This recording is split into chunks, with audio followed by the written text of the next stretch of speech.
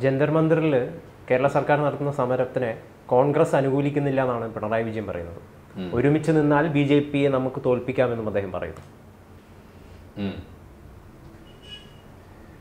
അപ്പോൾ കോൺഗ്രസ് ഇപ്പോൾ ബി.ജെ.പിക്ക് എതിരായിട്ട് അല്ലെങ്കിൽ ബി.ജെ.പി ഭരിക്കുന്ന കേന്ദ്രത്തിനെതിരായിട്ട് ഇടതുപക്ഷം ഭരിക്കുന്ന കേരളം പോയി സമരം ചെയ്യുമ്പോൾ കോൺഗ്രസ് സഹകരിക്കുന്നില്ല. കേരളത്തിൽ, പ്രത്യേകിച്ചും കേരളത്തിലെ കോൺഗ്രസ്, കർണാടകയിൽ കോൺഗ്രസ് സഹകരിച്ചു, പിന്തുണ അറിയിച്ചു. കേരളത്തിലെ കോൺഗ്രസ് വി ഡി സതീശന്റെ നേതൃത്വത്തിലുള്ള കോൺഗ്രസ് സഹകരിക്കുന്നില്ല. അതേസമയത്ത് ജന്തർ മന്ദിറിൽ പോയി പ്രസംഗിക്കുന്നതിൻ്റെ, അവിടെ സമരം നടത്തുന്നതിൻ്റെ തലേന്ന് നടത്തിയ പത്രസമ്മേളനത്തിൽ പറയുന്നത് എല്ലാവരും ഒന്നിച്ച് നിന്നാൽ ബി.ജെ.പിയെ തോൽപ്പിക്കാൻ പറ്റുമെന്നാണ്. ആരോട് യോജിക്കണം എന്നുള്ളതാണ് ഇതിലൊരു ചോദ്യം.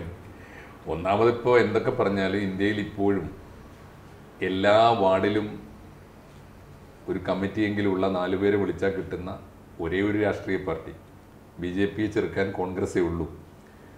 ആ കോൺഗ്രസിനെ സഹകരിപ്പിക്കാതെ അല്ലെങ്കിൽ സഹകരിക്കുന്ന സമീപനം ദേശീയ തലത്തിൽ തന്നെ സാധിക്കാതെയാണ് ഇത് പറയുന്നത്. ആ പറയുന്നതിൻ്റെ അർത്ഥമില്ലായ്മ, അർത്ഥശൂന്യത വലിയ തോതിൽ പരിഹാസ്യമാവുമെന്നാണ് എനിക്ക് തോന്നുന്നത്. ഇന്ത്യ മുന്നണിയുടെ പരാജയത്തിൽ എല്ലാവരും അവരുടേതായ പങ്കുവഹിച്ചിട്ടുണ്ട്. പിണറായി പറയുന്നത് കോൺഗ്രസ് വേണ്ട വിധം സഹകരിക്കാത്തത് കൊണ്ടാണ്, വർഗീയതയ്ക്കെതിരെ തങ്ങൾ സ്വീകരിക്കുന്ന പോലുള്ള ശക്തമായ ഒരു നിലപാട് കോൺഗ്രസിന് ഇല്ല എന്നാണ് അദ്ദേഹത്തിന്റെ ആരോപണം. വർഗീയതയ്ക്കെതിരെയുള്ള സമീപനം എടുക്കുന്നതിൽ നിലപാടിൻ്റെയും ഒക്കെ പ്രശ്നം കൂടി ഉണ്ടാവും. ഇപ്പോൾ പിണറായി സ്വീകരിക്കുന്നത് പോലുള്ള സമീപനം ആവണമെന്നില്ല കോൺഗ്രസ് എടുക്കുക. അതിൻ്റെ കാരണം ഒരു സംസ്ഥാനത്തിൻ്റെ മാത്രം അജണ്ട വെച്ചിട്ട് പിണറായിക്ക് തീരുമാനം എടുക്കാൻ പറ്റും. കോൺഗ്രസ്സിന് ഇന്ത്യയുടെ മൊത്തം അജണ്ട വെച്ച് സ്വീകരിക്കാൻ പറ്റുള്ളൂ. അപ്പോൾ ഇന്ത്യയിലെ 10-29 സംസ്ഥാനത്തെയും നിലപാടുകളും രാഷ്ട്രീയ സ്ഥിതിഗതികളും ഒക്കെ പരിശോധിച്ചിട്ട് വേണ്ടി ഒരു കോൺഗ്രസ് നിലപാടെടുക്കാൻ, അതുകൂടി മനസ്സിലാക്കി വേണം ഇത്തരം കാര്യങ്ങളിൽ നിലപാടെടുക്കാൻ. ഇന്ത്യ മുന്നണിയോട് CPM സ്വീകരിച്ച സമീപനം എന്താണ്? ഞങ്ങൾ BJP വിരുദ്ധ മുന്നണിയിൽ ഉണ്ട് എന്ന് പറയുകയും എന്നാൽ അതിൻ്റെ ഗവേണിംഗ് ബോഡിയിലേക്ക് പോകാതിരിക്കുകയും ചെയ്യുക എന്ന് പറഞ്ഞാൽ ഒരു അർദ്ധ മനസ്സോടുകൂടിയുള്ള പിന്തുണ കൊടുത്തു. 2, ഇന്ത്യ മുന്നണിയെ നയിക്കാൻ പറ്റുമായിരുന്ന പല നേതാക്കളെയും മാറ്റി നിർത്തുന്നതിലും അല്ലെങ്കിൽ അവരോടുള്ള അതൃപ്തി രേഖപ്പെടുത്തുന്നതിലും CPM ഒട്ടും പിന്നിലായിരുന്നില്ല. ഇപ്പോൾ ഉദാഹരണത്തിന് ഇന്ത്യ മുന്നണിയെ നയിക്കാൻ ശേഷിയുള്ള ഒരു ലീഡറാണ്, ആർക്കും തർക്കമില്ലാത്ത ഒരു വസ്തുതയാണ്, മമതാ ബാനർജിക്ക് അതിനുള്ള യോഗ്യതയുണ്ട്. അവരെ തെളിയിച്ചു കഴിഞ്ഞതുമാണ്. പക്ഷേ മമതയെ കൂട്ടാൻ പാടില്ല എന്നുള്ള കാര്യത്തിൽ ഇവരെല്ലാവരും ഒന്നാണ്. കോൺഗ്രസിനും അതെ, CPM-നും അതെ. അതുകൊണ്ട് BJP വിരുദ്ധ മുന്നണിയെ നയിക്കാൻ പറ്റുന്ന പലരുടെയും കാര്യത്തിൽ പലരും ഒന്നിച്ചാണ് നിലപാടെടുക്കുന്നത്. അപ്പോൾ അതുകൊണ്ട് മല്ലികാർജുൻ ഖാർഗെ എന്തൊക്കെ പറഞ്ഞാലും കോൺഗ്രസിൻ്റെ നേതാവായിരിക്കാം, പക്ഷേ ഓൾ ഇന്ത്യ തലത്തിൽ സ്വീകാര്യമായ ഒരു മുന്നണിയെ നയിക്കാനുള്ള നേതൃശേഷിയിലേക്ക് അദ്ദേഹം വന്നിട്ടില്ല. രാഹുൽ ഗാന്ധിയെ ആ നിലയിലേക്ക് കൊണ്ടുവരാൻ എന്തുകൊണ്ടോ കോൺഗ്രസിൻ്റെ ഭാഗത്തു നിന്ന് തന്നെ ഫലപ്രദമായ ശ്രമങ്ങൾ നടന്നിട്ടുമില്ല. രാഹുൽ ഗാന്ധി വന്നാൽ തന്നെ അത് സ്വീകാര്യമാകുമെന്ന് CPM പോലും ഇപ്പോഴും പറഞ്ഞിട്ടില്ല. കാരണം രാഹുൽ ഗാന്ധി കേരളത്തിൽ വയനാട്ടിൽ വന്ന് മത്സരിക്കാൻ പാടില്ല എന്നാണ് ഇപ്പോഴും പറഞ്ഞുകൊണ്ടിരിക്കുന്നത്. അത് കോൺഗ്രസിൻ്റെ ആഭ്യന്തര കാര്യമാണെന്ന് പോലും അവർ അംഗീകരിക്കുന്നില്ല. ഇങ്ങനെ അവനവനിസം അല്ലാതെ, ഇപ്പോൾ പണ്ട് ഈ മാർക്സിസത്തിൻ്റെ ചരിത്രത്തിലൊരു പ്രയോഗമുണ്ട്, ഈ ബോൾഷെവിസം മെൻഷെവിസം എന്ന് പറയും. അതിൽ ഈ മെൻഷെവിസത്തിൻ്റെ നിർവചനമാണ് അവനവനിസം എന്ന് പറയുന്നത്. അപ്പോൾ ഓരോ പാർട്ടിക്കും ഇന്ത്യയിലിപ്പോൾ അവനവനിസം അല്ലാതെ ഒരു നാഷണലിസം, ഒരു ദേശീയ നയം. ഈ അവനവനിസമല്ലേ BJP നയിക്കുന്നത്? മോഡിയുടെ പ്രഭാവമാണ് ആ മുഴുവൻ BJPയുടെ ഒരു തരംഗം എന്ന് പറയുന്നത്. അതെ, അവനവനിസം എന്ന് പറയുന്നതിൻ്റെ ഒരു പ്രശ്നം എന്ന് വെച്ചാൽ ഞാൻ മതി എന്ന് മാത്രമല്ല, ഞാൻ തീരുമാനിക്കുന്നത് ശരി എന്ന് കൂടിയാണ്. അപ്പോൾ ഒരു അപരനെ അംഗീകരിക്കാതിരിക്കുക എന്ന് കൂടി അതിന് അർത്ഥമുണ്ട്. ഈ മാർക്സിയൻ രീതിശാസ്ത്രത്തിൻ്റെ ഒരു പ്രയോഗമായതുകൊണ്ട് ഞാൻ പറയുകയാണ്. അപ്പോൾ അങ്ങനെ വരുമ്പോൾ ഇപ്പോൾ CPM പോലൊരു പാർട്ടി കോൺഗ്രസ് പോലൊരു പാർട്ടിയോടൊപ്പം, DMK പോലൊരു പാർട്ടിയോടൊപ്പം, സമാജ്വാദി പാർട്ടിയോടൊപ്പം, RJD പോലെ രാഷ്ട്രീയ ജനതാദളിനോട്, ഇങ്ങനെയുള്ള പാർട്ടികളോടൊപ്പം ഒരുമിച്ച് നിൽക്കുമ്പോൾ ആലോചിക്കേണ്ടത്, ഇപ്പോൾ CPM എന്ന പാർട്ടി കോൺഗ്രസിൻ്റെ കൂടെ നിൽക്കണമെങ്കിൽ കോൺഗ്രസ് പാർട്ടിയുടെ ആശങ്കകൾ കൂടി നമുക്ക് മനസ്സിലാക്കാൻ പറ്റണം. കോൺഗ്രസ് പാർട്ടി ഇല്ലാതെ പോയാൽ ഇന്ത്യയിൽ സാധിക്കാതെ പോകുന്ന ഒരു പ്രതിപക്ഷ മുന്നണിയുടെ ഭാവി സാധ്യതയെക്കുറിച്ച് ആലോചിക്കാൻ പറ്റണം. അങ്ങനെ ആലോചിക്കാൻ പറ്റാതെ കേരളത്തെ മാത്രം വിലയിരുത്തിയിട്ട് നിലപാടെടുക്കുന്നതിൻ്റെ പ്രശ്നങ്ങളുണ്ട്. ഒരുമിച്ച് നിന്നാൽ BJPയെ തോൽപ്പിക്കാം. കേരളത്തിൽ അതിൻ്റെ ആവശ്യമില്ലല്ലോ. കേരളത്തിൽ സൗഹൃദ മത്സരം മതി. അദ്ദേഹം ഓൾ ഇന്ത്യയാണ് ഉദ്ദേശിക്കുന്നത്. ഓൾ ഇന്ത്യയാണ് ഉദ്ദേശിക്കുന്നതെങ്കിൽ അതിന് തക്ക സമീപനം എല്ലാവരും വിട്ടുവീഴ്ച ചെയ്യണ്ടേ. ഉദാഹരണത്തിന് ബംഗാളിലെ മമത ദേശീയ തലത്തിൽ നേതാവായി വരുമ്പോൾ CPM ഒട്ടും പറ്റില്ല. കാരണം CPM തോൽപ്പിച്ചാണ് അവർ, CPM 33 കൊല്ലത്തെ അധികാര കുത്തക തകർത്താണ് അവർ അധികാരത്തിലേക്ക് വന്നത്. മുമ്പ് അവർ കോൺഗ്രസ്സുകാരി ആയതുകൊണ്ട്, കോൺഗ്രസിൽ നിന്ന് പോകുന്നൊരു നേതാവായതുകൊണ്ട് കോൺഗ്രസ്സുകാർക്ക് ഉൾക്കൊള്ളാൻ പറ്റില്ല. അങ്ങനെയല്ലല്ലോ. ഇന്നത്തെ സാധ്യത എന്താണ്? ഇന്നത്തെ മമതയ്ക്ക് വലിയ സ്വീകാര്യതയുണ്ട്. അവർക്ക് ഐഡിയോളജി അല്ല, ആക്ഷൻ പ്ലാനാണുള്ളത്. അതുകൊണ്ട് അവർക്ക് പ്രതിപക്ഷം യഥാർത്ഥത്തിൽ ശക്തമാവാതെ പോകുന്നത്, ഇവരുടെയൊക്കെ മെയിൻ ലക്ഷ്യം എന്ന് പറയുന്നത് BJP താഴെ ഇറക്കുക, മോഡിയെ തോൽപ്പിക്കുക എന്നുള്ളതാണ്. അല്ലാതെ രാഷ്ട്രത്തിന് വേണ്ടി എന്തെങ്കിലും പുരോഗമനപരമായിട്ടുള്ള ഒരു കാര്യം ചെയ്യണമെന്ന് ഇവർ പല സ്ഥലത്തും പറയുന്നില്ല. ഇത് തന്നെയല്ലേ ഇവരുടെ പരാജയത്തിന് കാണാം. അതിനെ ആശയപരമായിട്ട് അങ്ങനെ കാണാം. കാരണം എന്ന് വെച്ചാൽ പോസിറ്റീവ് പൊളിറ്റിക്സ് ഇല്ല അവരുടെ കയ്യിൽ. പോസിറ്റീവ് പൊളിറ്റിക്സ് അല്ല മുന്നോട്ട് വെക്കുന്നത്. ഇപ്പോൾ കഴിഞ്ഞ കുറേ കാലമായിട്ട്, കഴിഞ്ഞ 10 കൊല്ലെങ്കിലും ആയിട്ട് ഇന്ത്യയിലെ മുഖ്യധാര പ്രതിപക്ഷ കക്ഷികളൊക്കെ മുന്നോട്ട് വെക്കുന്നത് ഒരു നെഗറ്റീവ് പൊളിറ്റിക്സാണ്. മോദി എന്ത് ചെയ്യുന്നുവോ അതിനെ എതിർക്കുക. അതേസമയത്ത് ചില കാര്യങ്ങളിലൊക്കെ മോദി ചെയ്യുന്ന നല്ല കാര്യങ്ങളെ അംഗീകരിച്ചുകൊണ്ടാണെങ്കിൽ പിന്നീട് ഇവർ പറയുന്ന വിമർശനങ്ങൾക്ക് കൂടി സ്വീകാര്യത ഉണ്ടാവും.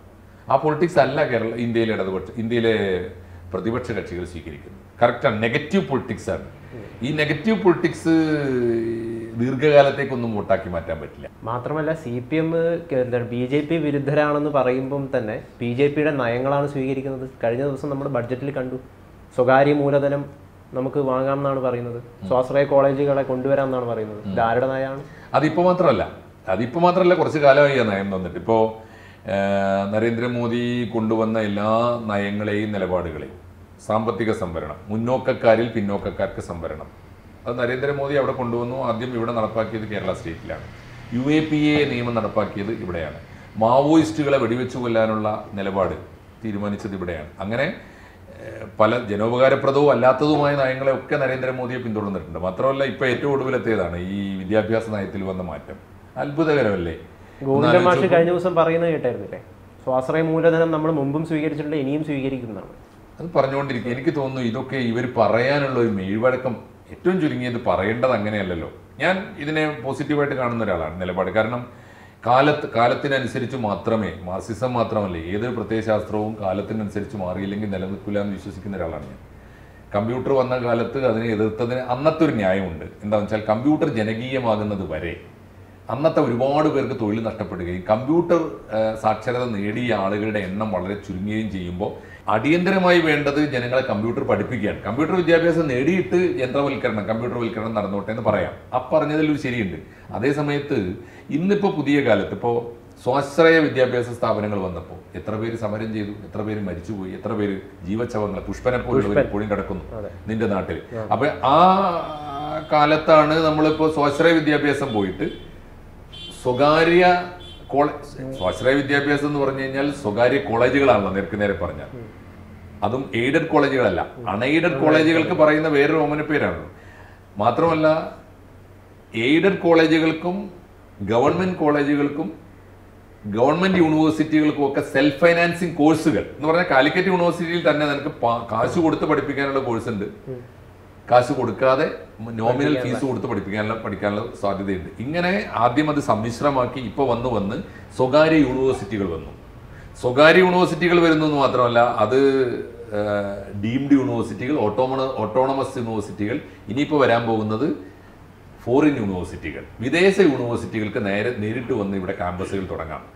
അത് പാർട്ടിക്കകത്ത് ഇപ്പോൾ കൺഫ്യൂഷൻ ഉണ്ട്. അതിൻ്റെ അഭിപ്രായ വ്യത്യാസമാണ്. ഇപ്പോൾ ഉന്നത വിദ്യാഭ്യാസ മന്ത്രിയും ധനകാര്യമന്ത്രിയും തമ്മിൽ നടന്ന അഭിപ്രായ വ്യത്യാസം. ഇത് എനിക്ക് തോന്നുന്നു ഈ കാര്യത്തിലൊക്കെ CPM ഒരു നിലപാട് പ്രഖ്യാപിക്കുന്നതിന് മുമ്പ് സത്യസന്ധമായി നെഞ്ചത്ത് കൈവച്ച് ജനങ്ങളുടെ മുമ്പിൽ ഒരു വാക്ക് പറയണം. പണ്ട് ഞങ്ങൾ പറഞ്ഞ തെറ്റായിരുന്നു, അല്ലെങ്കിൽ അത് കാലത്തിന് ചേർന്ന നിലപാട്. കാലത്തിനനുസരിച്ച് മാറ്റങ്ങൾ ഞങ്ങൾ സ്വീകരിക്കും. കാലത്തിനനുസരിച്ച് കാലം മാറിക്കഴിഞ്ഞിട്ട് കാലത്തിന്റെ ഇപ്പൊ കാൽച്ചുവട്ടിലെ മണ്ണ് മുഴുവൻ ഒഴുകി കഴിഞ്ഞിട്ടല്ല, നമ്മുടെ നാട്ടിലെ കുട്ടികൾ മുഴുവൻ വിദേശത്ത് എത്താനുള്ളത് മുഴുവൻ പോയി കഴിഞ്ഞിട്ടല്ല, വിദേശ യൂണിവേഴ്സിറ്റികൾക്ക് കിട്ടാനുള്ള ഇവിടുത്തെ മൂലധനം മുഴുവനും അവിടെ എത്തിപ്പെട്ട് കഴിഞ്ഞിട്ടല്ല എടുക്കേണ്ടത്. കാലത്തിന് മുമ്പേ നിലപാടെടുക്കാൻ പറ്റുന്നവരാണ് രാഷ്ട്രീയക്കാർ. അവരാണ് രാഷ്ട്രീയമായ മുൻകൂട്ടി കാണാൻ കഴിയുന്നവർ. രാഷ്ട്രത്തിന്റെ നാളത്തെ ഭാവി, ഇന്ന് ജീവിക്കുന്ന കൊച്ചുകുട്ടികളുടെ നാളത്തെ ജീവിതം, അത് കാലേക്കുട്ടി കാണാൻ പറ്റുന്നവനാണ് യഥാർത്ഥ നേതാവ്. അവനാണ് യഥാർത്ഥ ദാർശനികമായ കാഴ്ചപ്പാടുള്ള രാഷ്ട്രീയക്കാരൻ. അതില്ലായിരുന്നു ഞങ്ങൾക്ക്, അബദ്ധം പറ്റിപ്പോയി. ഇപ്പോൾ കുട്ടികളൊക്കെ നാട് വിട്ട് കഴിഞ്ഞ് കേരളം വൃദ്ധജനങ്ങളുടെ നാടായി കഴിഞ്ഞപ്പോഴെങ്കിലും ഞങ്ങൾ മാറ്റുന്നു എന്ന് ഖേദപൂർവ്വം പറയാൻ ആണ് സാധിക്കേണ്ടത്. അല്ലാതെ എന്നാണ് പറയാത്തത്, ഞങ്ങൾ പണ്ടേ പറഞ്ഞിട്ടില്ലല്ലോ. പണ്ടേ പറഞ്ഞിട്ടില്ല എന്നുള്ളതിന്റെ തെളിവല്ലേ ഈ നാട്ടിൽ പാവങ്ങളായ മനുഷ്യർ എത്രയോ രക്തസാക്ഷികൾ, എത്ര സമരത്തിന്റെ ഓർമ്മകൾ. സാർ അപ്പൊ അതിനെ അനുകൂലിക്കുന്നു, സ്വകാര്യ മൂലധനം അല്ലെങ്കിൽ സ്വാശ്രയ കോളേജുകൾ വരുന്നതിനെ തീർച്ചയായിട്ടും വരട്ടെ എന്നാണ് ഞാൻ പറയുന്നത്. അതിന്റെ ഒരു അപകടം ഒളിഞ്ഞിരിക്കുന്നില്ലേ? എന്താണ്? അതായത് അത് വന്നു കഴിഞ്ഞാൽ എന്താണ് സാധാരണക്കാരായ ആളുകൾക്ക് എത്രമാത്രം വിദ്യാഭ്യാസ ഒരു ഇത് കിട്ടും, പഠിക്കാൻ സാധിക്കും, അവർ ഉൾപ്പെടുത്തുന്ന ഫീസ്, മറ്റു കാര്യങ്ങളൊക്കെയാണ് അത് എഡ്യൂക്കേഷനെ കുറച്ചും കൂടി കമേഴ്ഷ്യലൈസ് ചെയ്യും എന്നുള്ളൊരു ആശങ്ക. വിദ്യാഭ്യാസം ഓൾറെഡി കമേഴ്സ്യലാണ് ഇപ്പോൾ. പക്ഷേ നമ്മുടെ ആർജവമുള്ള ഒരു ഗവൺമെന്റ് ഉണ്ടെങ്കിൽ അതിന് കൃത്യമായ നിലപാടുകൾ എടുക്കാൻ പറ്റും. ഒന്ന്, മെറിറ്റിൽ വരുന്ന കുട്ടികൾ നമ്മളിപ്പോൾ സ്വാശ്രയ സ്ഥാപനങ്ങളോട് സ്വീകരിച്ച എന്താ? ഒരു സ്വാശ്രയ മെഡിക്കൽ കോളേജ് സമം 2 സ്വാശ്രയ മെഡിക്കൽ കോളേജ് സമം ഒരു ഗവൺമെന്റ് മെഡിക്കൽ കോളേജ് എന്നാണ് അന്ന് AK ആന്റണി കൊണ്ടുവന്നപ്പോൾ സ്വീകരിച്ച നയമാണ്. ആ നയം നിലപാട് കറക്റ്റ് അല്ലേ? കാരണം എന്താ വെച്ചാൽ നമ്മൾ ഏത് രാജ്യത്തെ യൂണിവേഴ്സിറ്റി വരട്ടെ, ഓക്സ്ഫോർഡോ കേംബ്രിഡ്ജോ ഒക്കെ വന്നിട്ട് കേരളത്തിൽ യൂണിവേഴ്സിറ്റികൾ തുടങ്ങിക്കോട്ടെ, അതെങ്ങനെ നടത്തണമെന്ന ടേംസ് ആൻഡ് കണ്ടീഷൻസ്, അഡ്മിഷൻ, അത് ആശങ്കയുണ്ട്. ഇപ്പോൾ ആ ബില്ലിനെ കുറിച്ച് ഇന്നിപ്പോൾ വന്നിട്ടുള്ള വാർത്തകളിലൊക്കെ ആശങ്കയുണ്ട്. അഡ്മിഷൻ ക്രൈറ്റീരിയ എന്തായിരിക്കും, ഈ പ്രവേശന പ്രക്രിയ എങ്ങനെയായിരിക്കും, 2 അതിൽ സംവരണം ഉണ്ടാവുമോ തുടങ്ങിയ കാര്യങ്ങൾ. ഇനി സംവരണം ഉണ്ടെങ്കിൽ തന്നെ സാമ്പത്തികമായ മാനദണ്ഡ പ്രകാരമായിരിക്കുമോ അതോ കമ്മ്യൂണിറ്റി ബേസിലായിരിക്കുമോ തുടങ്ങിയ പ്രശ്നങ്ങളുണ്ട്. 2, ഫീസ് എന്തായിരിക്കും. ഇത്തരം ആശങ്കകളുണ്ട്. ആ ആശങ്കകളെ പരിഹരിക്കുകയാണ് ചെയ്യേണ്ടത്. ഏത് സർക്കാരുകൾ ആ യൂണിവേഴ്സിറ്റികൾ, വിദേശത്തുനിന്നോ പുറത്തുനിന്നോ സ്വകാര്യ യൂണിവേഴ്സിറ്റികൾ വന്നോട്ടെ, അതിൻ്റെ നടത്തിപ്പ് കാര്യങ്ങളിൽ പ്രത്യേകിച്ച് വിദ്യാർത്ഥികളുടെ അഡ്മിഷൻ കാര്യങ്ങൾ, ഫീസ് നിർണ്ണയിക്കുന്ന കാര്യങ്ങൾ, ആ കാര്യങ്ങൾ നിർണ്ണയിക്കാനുള്ള അന്തിമമായ അവകാശം ആ യൂണിവേഴ്സിറ്റി ഏത് സംസ്ഥാനത്താണോ പ്രവർത്തിക്കുന്നത് ആ സംസ്ഥാനത്തിനും അന്തിമമായ നിയന്ത്രണം കേന്ദ്ര ഗവൺമെന്റിനും ആണെങ്കിൽ ഏത് വിദേശ യൂണിവേഴ്സിറ്റിയും അന്തസ്സോടെ നടത്താൻ കഴിയും എന്നാണ് എൻ്റെ വിശ്വാസം. അങ്ങനെ ജനോപകാരപ്രദമായ നിയന്ത്രണങ്ങളോടുകൂടി വിദേശ യൂണിവേഴ്സിറ്റികൾ വരട്ടെ എന്നാണ് എൻ്റെ ഒരു ആശ, പ്രതീക്ഷ. ഒന്നിച്ചു നിന്ന് കഴിഞ്ഞാൽ തോൽപ്പിക്കാം, BJP തോൽപ്പിക്കാം എന്നാണ് പറയുന്നത്. അതിന് ഇവരും ഒരു ഹിന്ദുത്വ പൊളിറ്റിക്സ് പ്രതിപക്ഷവും ഉപയോഗിക്കേണ്ടി വരുമോ? അങ്ങനെ മാത്രമേ തോൽപ്പിക്കാൻ പറ്റൂ എന്നൊരു സാഹചര്യം ഉണ്ടോ? അങ്ങനെയൊന്നുമല്ല. ഹിന്ദുത്വ എന്ന് പറയുന്നത് ഒരു പൊളിറ്റിക്കൽ പ്രയോഗമാണ്. ഹിന്ദു അല്ലല്ലോ ഹിന്ദുത്വ. ഹിന്ദു എന്ന് പറയുന്ന ഒരു സംസ്കാരത്തെ പുതിയ കാലത്ത് അതിനെ അഗ്രസീവായ ഒരു പൊളിറ്റിക്കൽ തലത്തിലേക്ക് വളർത്തിക്കൊണ്ടുവരികയും പ്രചരിപ്പിക്കുകയും ചെയ്യുന്ന കാലത്ത് ഹിന്ദു എന്ന സാംസ്കാരിക പ്രയോഗത്തെ മാനവികമായ ഒരു വിധാനത്തിലേക്ക്, ഇൻക്ലൂസീവായ, പ്ലൂരലായ, ഭൂമിയിലെ എല്ലാ പുൽക്കൊടികളെയും, ഇന്ത്യയിലെ എല്ലാ പുൽക്കൊടികളെയും ഉൾക്കൊള്ളുന്ന ഒരു വിശാലമായ ആകാശത്തിന് ചുവട്ടിൽ ഹിന്ദുവിനെ അംഗീകരിച്ചും വ്യാഖ്യാനിച്ചും തന്നെ ഹിന്ദുത്വ രാഷ്ട്രീയത്തെ എതിർക്കാൻ യഥാർത്ഥത്തിൽ ഇന്ത്യയിലെ പ്രതിപക്ഷത്തിന് സാധിക്കേണ്ടതാണ്. സാധിക്കുന്നില്ല. അവിടെയാണ് പരാജയം. അല്ലാതെ അവര് ഹിന്ദുത്വ രാഷ്ട്രീയം തന്നെ സ്വീകരിക്കുകയല്ല. ഹിന്ദുത്വ രാഷ്ട്രീയം തന്നെ സ്വീകരിച്ചാൽ പിന്നെ BJP മതിയല്ലോ. പിന്നെ എന്തിനാണ് മറ്റൊരു രാഷ്ട്രീയ പാർട്ടി? ഹിന്ദുത്വയെ നേരിടേണ്ട ഒരു സാംസ്കാരികമായ കൾച്ചറൽ പൊളിറ്റിക്സ് ഉണ്ട്. അതിൽ പലപ്പോഴും അത് രാഹുൽ ഗാന്ധിയൊക്കെ ചിലപ്പോഴൊക്കെ ശ്രമിച്ചു നോക്കിയതാണ്. എന്തുകൊണ്ടോ ഇപ്പോഴും പലരും അതിൽ വിജയിച്ചിട്ടില്ല. പണ്ട് ഓർമ്മയുണ്ടോയെന്നറിയില്ല, ചരിത്രത്തിൽ അങ്ങനെ പ്രയോഗിച്ച് വിജയിച്ച ഒരാളുണ്ടായിരുന്നു. അത് റാം മനോഹർ ലോഹിയാണ്. റാം മനോഹർ ലോഹിയ ഇന്ത്യയിലാകെ രാമായണ സെമിനാറുകൾ സംഘടിപ്പിച്ചിട്ടുണ്ട്. ഗ്ലോബൽ അഖില ലോക രാമായണ സമ്മേളനങ്ങൾ സംഘടിപ്പിച്ചിട്ടുണ്ട്. അങ്ങനെ ഹിന്ദു എന്ന് പറയുന്ന കൾച്ചറിനെ ഹിന്ദുത്വ ശക്തികളെക്കാൾ മുമ്പേ വിശ്വാസത്തിലെടുത്ത രാഷ്ട്രീയ പ്രസ്ഥാനങ്ങൾ ഇന്ത്യയിൽ ഉണ്ടായിരുന്നു. അത് വിജയം വരിച്ചിരുന്നു. ഹിന്ദു ഇപ്പോൾ BJP വന്നതോടുകൂടി ആ അജണ്ട മുഴുവനായി BJPക്ക് എഴുതി കൊടുക്കുകയും അതുകൊണ്ട് കൾച്ചർ എന്ന് പറയുന്ന ഒന്ന് ഇന്ത്യയിലെ പ്രതിപക്ഷ കക്ഷികൾ ഉപേക്ഷിക്കുകയും ചെയ്തതാണ് ഇന്ത്യയുടെ പരാജയം, ഇന്ത്യയിലെ പ്രതിപക്ഷത്തിന്റെ പരാജയം എന്നാണ് ഞാൻ വിചാരിക്കുന്നത്. അതായത് ഹിന്ദുവിനെ അംഗീകരിക്കാതെ ഒരു പ്രതിപക്ഷത്തിനും ഇന്ത്യയിൽ വേര് പിടിക്കാൻ സാധിക്കില്ല. എന്തിന് ഹിന്ദു എന്ന് പറയുന്ന ഒന്ന് ഇന്ത്യയിൽ എന്തിന് അംഗീകരിക്കാതിരിക്കണം? എന്തിന് തള്ളിക്കളയണം? ഹിന്ദു ഒരു റിയാലിറ്റിയാണ്. ഇന്ത്യയിലെ മഹാഭൂരിപക്ഷം വരുന്ന ജനങ്ങളുടെ വിശ്വാസവും സംസ്കാരവും ജീവിതവുമാണ്. ഇന്ത്യയിൽ ആദ്യമായ സംസ്കാരമാണ്. അതിനെ അംഗീകരിച്ചുകൊണ്ട് തന്നെ ഇന്ത്യയിൽ എല്ലാവർക്കും ജീവിക്കാമെങ്കിൽ പിന്നെ എന്തിനാണ് ഈ പ്രതിപക്ഷം അതിനെ അംഗീകരിക്കുന്നില്ല എന്നാണ് BJPയുടെ ആരോപണം. അതാണ് ചോദിച്ചത്. അംഗീകരിക്കാതിരിക്കുന്നത് BJP വിരോധം കൊണ്ടാണ്. BJP വിരോധം ഹിന്ദു വിരോധമാകാൻ പാടില്ല. അങ്ങനെ ആവുന്നു എന്നതാണ് പലപ്പോഴും സംഭവിക്കുന്നത്. അത് തിരിച്ചറിയാൻ ഇന്ത്യയിലെ പ്രതിപക്ഷത്തിന് സാധിക്കേണ്ടതാണ്. എന്തായാലും നല്ലൊരു ശക്തമായ ഒരു പ്രതിപക്ഷം രാജ്യത്തിന് അത്യാവശ്യമാണ്. അങ്ങനെ ഒരു പ്രതിപക്ഷം ഭാവിയിൽ രൂപപ്പെട്ട് വരട്ടെ. പ്രതിലോമ ശക്തികളെയൊക്കെ തോൽപ്പിക്കാനും സാധിക്കും. ഉണ്ടായി വരും, തീർച്ചയായിട്ടും ഉണ്ടായി വന്നേ പറ്റൂ. കാരണം ജനാധിപത്യത്തിന്റെ ഏറ്റവും വലിയ പ്രതീക്ഷ എപ്പോഴും പ്രതിപക്ഷം. പക്ഷെ എത്ര നാൾ കാത്തിരിക്കേണ്ടി വരും എന്നുള്ളതാണ് ചോദ്യം. അത് വേണ്ടി വരുന്നേ. ബംഗാളിൽ എത്ര കാലം കാത്തിരുന്നു?